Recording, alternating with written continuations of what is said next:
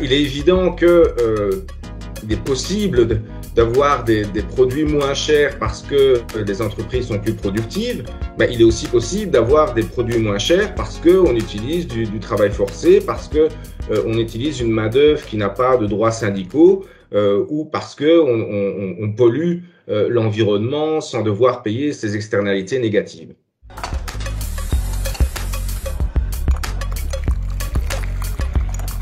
Et les dérives de la mondialisation commerciale, c'est le fait qu'elle génère du dumping social et des fuites de carbone. C'est-à-dire que les multinationales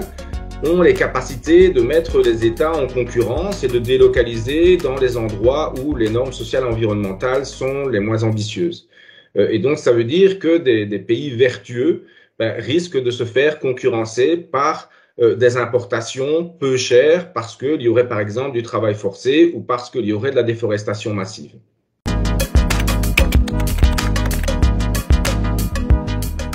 Refonder le commerce mondial, l'objectif c'est clairement de le rendre cohérent avec les objectifs de développement durable, avec les objectifs de réduction des inégalités mondiales, des dérèglements climatiques et des pandémies.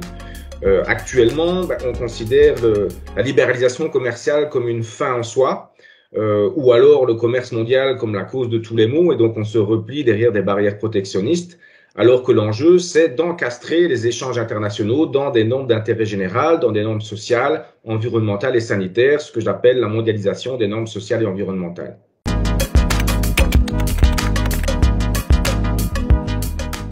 Nous devons passer du libre-échange à l'échange durable parce qu'on ne peut pas continuer à avoir